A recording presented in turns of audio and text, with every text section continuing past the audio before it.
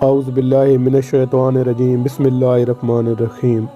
ہم اپنے تمام ناظرین کو خوش آمدید کہتے ہیں اپنے یوٹیوب چینل وظائف اور اسلام پہ۔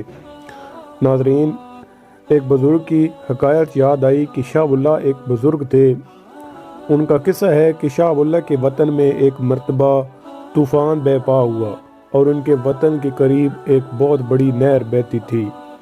طوفان کی وجہ سے اس نہر کا رخ شہر کی طرف ہونے لگا تو سارے لوگ گھبرا گئے اور کہنے لگے کہ اگر ایسا ہوا تو پھر سارا شہر ڈوب جائے گا، اس لیے چلو کسی اللہ والے سے دعا کروا لیں۔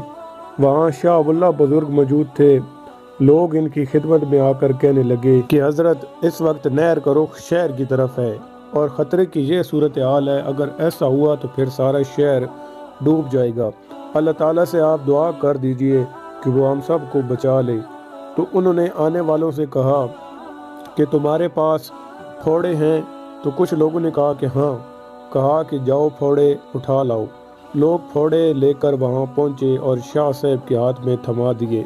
شاہ اللہ ان کو لے کر نہر کے اس کنارے پہنچ گئے جہاں سے پانی آنے کا اندیشہ تھا، اور کہنے لگے کہ یہ جو مینڈ لگی ہوئی ہے اس کو کھودو تاکہ پانی ادھر کو آ جائے۔ لوگ کہنے لگے کہ حضرت، یہ کیا ہو رہا ہے؟ ہم تو یہ کہنے کے لیے آئے تھے کہ اس سے بچیں، یہ تو ہم سے وہ کام کروا رہے ہیں جس سے کہ شہر ڈوب جائے گا۔ کہا کہ حضرت، یہ کیا، اس سے تو شہر ڈوب جائے گا۔ اس پر ان بزرگ نے ایک جملہ کہا کہ جدھر میرا مولا ادھر شاہ اللہ، یعنی جو میرے مالک کی مرضی ہے وہی شاہ اللہ کی مرضی ہے، میں کوئی کام میرے رب کی مرضی کے خلاف نہیں کروں گا۔ اس سے معلوم ہوا کہ جب بندہ اپنی مرضیات کو اللہ کی مرضی کے تابع کر دیتا ہے اور اطاعت و خدابندی کو اپنے اوپر لازم کر لیتا ہے تو وہ تکلیف بھی راحت محسوس کرتا ہے۔